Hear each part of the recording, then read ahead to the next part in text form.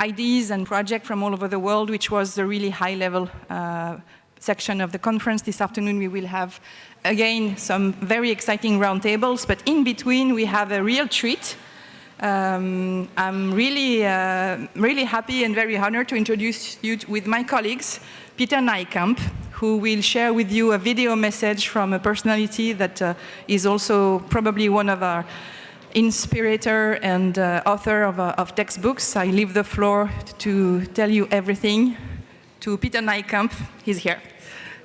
Who is a professor with many hats and many disciplines that I leave it to him to share with you. Peter.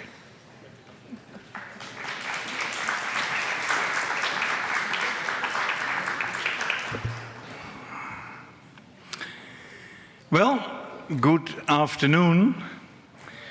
Before I start my serious small talk, a question. In the spirit of the 15-minute city, etc., who of you came exclusively on foot to this meeting? That is very good. Who of you came on a bicycle? I started this morning on a bicycle, by the way, in the city of Leiden in the Netherlands, and I used all transport modes you can dream of. I started on a bicycle, then a train, then an airplane, then the RER surface, then a car, and at the end, on foot. So I use almost all modalities you can use, and maybe that's part of the mission we have. Cities are heterogeneous, and they serve many, many purposes. I have the great pleasure to introduce you for a few minutes this afternoon to Paul Krugman, maybe one of the most well-known Nobel laureates nowadays in the world. And just a few words then on the work he has been doing, and also the way he has inspired us, including urban planning and architecture, in the past decades, so as to come up with new ideas. Paul Krugman, three special identities, I would say. First, one of the world-known experts in international trade. Second, one of the founding fathers of the concept of the new economic geography. And third, one of the advocates of a non-traditional way of looking into economics, i.e. the new economics of well-being. So very briefly on trade. Trade, all of us know the current problems, the tariff wars, and as some of you may have seen from his Substacks, which are published, first published every day or every couple of days in New York Times, and nowadays on his Substack, Paul Krugman argues time and again and almost every day how bad it is to have these types of differential trade tariffs. They make our world not only enemies, but also they stimulate and induce more inequality and poverty, while at the same time it reduces also the level of wealth and prosperity in the United States. A very clear message. Thousands, millions of followers nowadays on his Substack, and you can have free access to it, and you can read all his messages. Second, his view on the new economic geography, which in fact is straightforward. Cities, it's about cities, urban areas, metropolitan areas. Cities are, of course, as Jan Gehl has said this morning, are the home of man, but cities have an economic functioning. If there is no economics behind, cities will not survive. So the economic mechanism shapes modern cities, and the main question is under which conditions and how big should a city be. In Europe, we have relatively small cities. Paris is one of the notable exceptions, with a little bit more than 10 million inhabitants if you take the whole of Île-de-France. But for the rest, Europe has relatively small cities. A country like China, a country where I happen to be often because I have a part-time position in Beijing. China has more than 101 million big cities, and they would never complain, as we did this morning, about the size of cities. China is the bigger the better, and all their plans up to 50 to 80 million inhabitants, and the big mega cities, they like it because it serves economic purposes. Cities are efficient producers of welfare. And of course, the main question is not whether we should limit city size, but what kind of cities? So what kind of architecture is necessary? Is it only old-fashioned traditional architecture, or is it very modern architecture? What is wrong, for instance, a city we've been several times, the city of Shenzhen in China. Some of you may have been there. 40 years ago, when they were still running around in small trousers, short trousers, Shenzhen was a small fishery village. Now it has more than 15 million inhabitants. Everything is new, but it works. It's very efficient. What's wrong with it? So we should also avoid some sort of a nostalgic view on old cities. Cities can be very modern, but the most important point, very efficient. That brings us into the third point of Paul Krugman. Of course, it's not only on economic welfare in terms of income, investment, capacity, etc. It's at the end of the day on what makes our life worthwhile. What is the degree of livability? What is the degree of quality of life?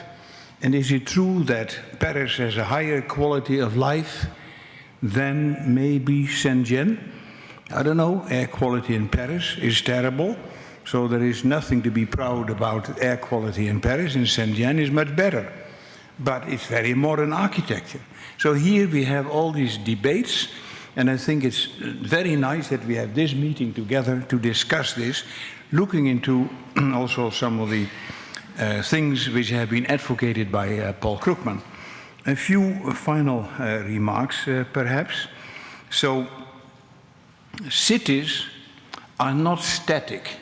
Cities are very dynamic animals. They grow, they are born, they grow, they might get bigger, they might get smaller, they might die even, just like human beings. Cities are human beings, yes, and stars are human beings, cities are human beings, and everything goes through a turbulent set of cycles. And we have seen this in the past decades. Financial crisis, especially on the housing market, not only in the US, but also in European cities, big impacts on cities. COVID-19, big impacts on behavior and the position, the repositioning of cities. Nowadays, geopolitical conflicts, not only cities like Mariupol in Ukraine, which have been destroyed, but also, of course, nowadays the tragedy in Gaza, where many cities, in fact, hardly exist anymore, where there are cases of genocide. So we get all the geopolitical issues all together, and cities are in the center of this whole dynamic world. So a static view on cities will not help us. And the main question is, will cities be with us forever? If you see the destructive pictures of Gaza, you think, well, it's hopeless. But we have seen more of these pictures also in the Second World War. German cities completely bombed and destroyed. Frankfurt, for instance, but nowadays a modern, booming city. So this is the dynamic we have to look into account. And urban planning and architecture has the task to look into the changing tides. There is not urban planning and architecture forever.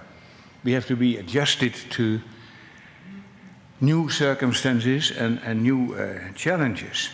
And that's what also, together with my colleague Climat and several others colleagues from Romania and Belgium, what we have called the blessing in disguise hypothesis. The blessing in disguise hypothesis said resilience, one of the key words also in the European Union.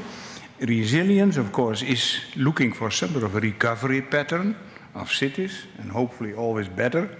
But it always goes in cycles. And sometimes you may have a dip. The dip does not mean you end in despair, but it means a new challenge. And blessing in disguise means essentially in many cities, and we have done quite some empirical work, sometimes, I'm not talking about human suffering, but sometimes it's good for cities to be destroyed. Looks hard, but the clear message, some of the cities which have been destroyed are more flourishing nowadays than cities which have never been affected. So there are all kinds of contradictory messages which, of course, prompt political debates and emotional debates, but these are the facts and the reality effects of our world. So in that context, the work of Carlos Moreno and others, like proximity and optimal proximity and sustainable proximity, is excessively important. Cities, of course, if you look into a city, 15-minute city perspective, are not just one big animal. They are, in fact, cities comprise of small islands. And just as we have it along the Stockholm area with all the archipelago of beautiful islands around Stockholm, I see here someone from Stockholm, so that is nice. The same with cities. Cities are not uniform. We have islands, pockets in the city, small districts, neighborhoods, and we might call them 15-minute city or 15-minute neighborhoods. That is fine. But they have their own identity. They have their own behavior. And in many cases, 15 minutes is okay. Others, it might be different. So history and culture counts, and history counts, because culture has an impact on the value of real estate in a city. Creativity and innovativeness in cities counts. Land use and architecture counts. Predestination has a different impact on cities than building motorways through the city, and has impact on real estate values and so on. And of course, modern digital technology again has impacts on the city. So all the time, cities are just like dancing partners. They dance with us through the history of our world. So from that perspective, finally then, the 50-minute city idea is a nice idea, but we have to be careful. Because as you may know, and Carlos Moreno certainly can tell us, some people see this as a dogmatic statement. There should be 15-minute city. There is not no politician would say there should be, but it could be. And nowadays, also in recent years, we have seen the concept of not only 15 minutes, but X-minute cities, which essentially, in my final remark, reverse the reasoning. 15-minute city says, here's 15 minutes, some sort of a mobility land use structure of the city, and then we will look into the quality of life, air quality, livability consequences, and we hope it's better. No one knows it's better, but we have to empirically verify. The X-minute city concept does the opposite. It says, let's not talk about mobility and transportation in itself. That's an instrument. Let's talk about what kind of quality of life do we want to have in cities. So, in fact, looking into the words of Kevin Lynch, the famous urbanist, what is a good city? Let's first define what it is, quality of life, and we can have measurable indicators for what is a good quality of life in the city. Let's then look into what kind of mobility pattern, what kind of X-minute structure belongs to it in order to realize our overall quality of life conditions. So it's a reverse causality, a very interesting type of new contribution we see nowadays in the 15-minute city debate. And Paul Krugman has made also in this respect quite some interesting observations, even a recent article, where he uses all these concepts, try to argue, yes, there is economics involved, but of course, at the end of the day, there is human beings involved, because the city is made by human beings, but the city is not made for human beings, the city is made for economic reasons. If there are no economic reasons, cities would never have come into being. So here we see a whole range of different perspectives, and having said this, I'm happy now to introduce to you the video, which has just been made a few days ago with the help also of Karima Kutit, of our well-known friend who also was here last year in Italy with Pino Capucin at a meeting in Padua. So he will reiterate a little bit his fundamental view on the importance of having good cities. Thank you.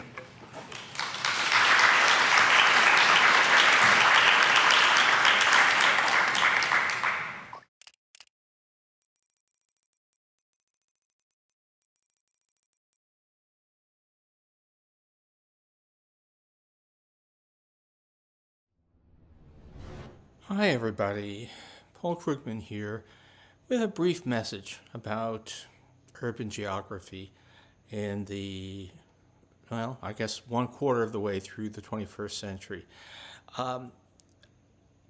As I guess everybody knows, I got into all of this a long time ago, actually 35 years ago, with the start of the new economic geography. And the world has changed enormously since then. But the basic insight, which is that patterns of production, consumption, location are always shaped by a tension between forces of agglomeration, forces that draw stuff together, and forces of dispersion, forces that pull stuff apart.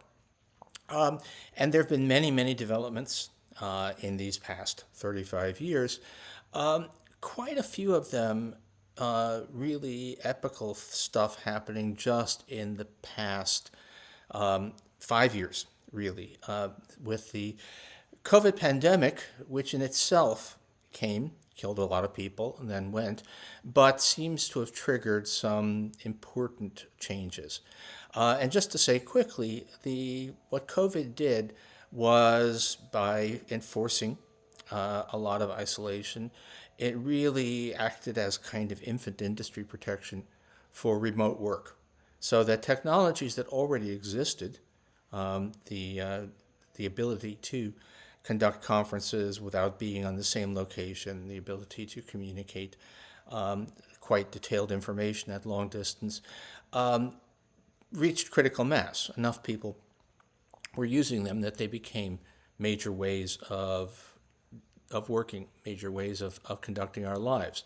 Now, that could have been a very negative thing for cities. Why need to, if you can do your work remotely, why should we be in cities? Why should we, and there were some forecasts that we would see a lot of population dispersion.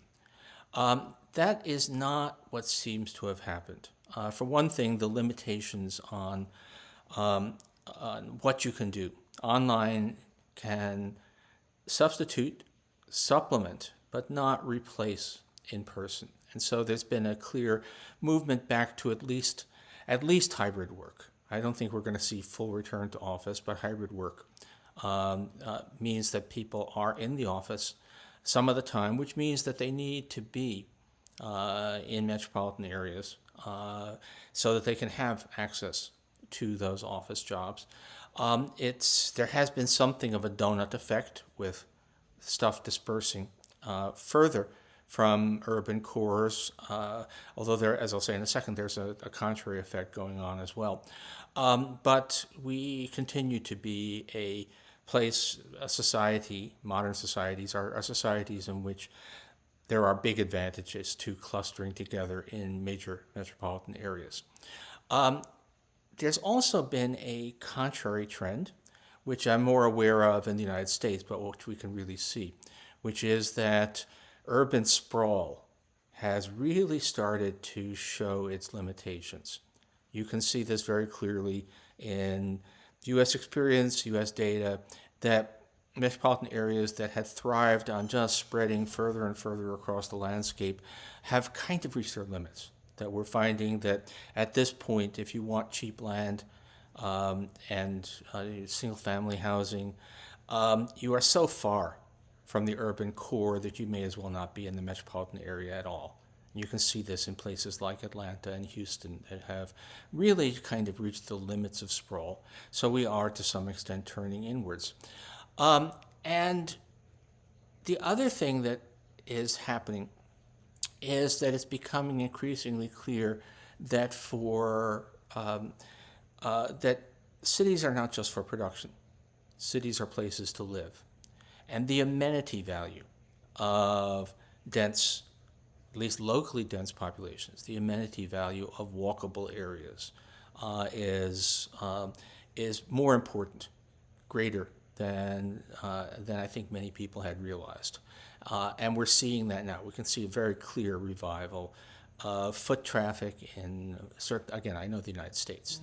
There's a very clear revival of foot traffic in our metropolitan cores because people want to be there. People want to be able to do things.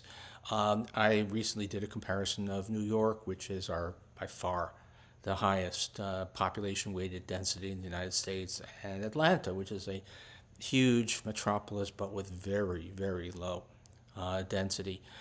You can drive 3 or 4 times as far in a half hour in Atlanta as you can in New York.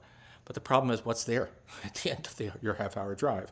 Whereas in practice, the living, I personally live in what amounts to a 15-minute city. My office is a little bit further because it involves a subway ride part of the way, but almost everything I need to do in the course of an average day is 15 minutes, and that is a valuable amenity. We are never going to become societies in which everybody lives that way. We're probably never going to become, certainly in the United States, a society in which a majority or even a large fraction of the population lives that way. But the advantages of making it possible for at least some people to live that way are becoming increasingly clear. So we're ending up with, in a way, cities that are somewhat new. They're less dominated by routine grind of commute. People still commute, but maybe not every day, where the amenity values, the advantages for living your life of dense urban populations have become much more important considerations. And on the whole, there are many terrible things going on in the world. On the whole, I would say that we're starting to reach a point where, at least in some places, and certainly in the city where I live, New York, urban life has never been better. It's expensive. Affordability is a big issue. But if you can afford it, I think we have actually made a step upwards in the quality of life that we make available to people who live in cities. Thank you.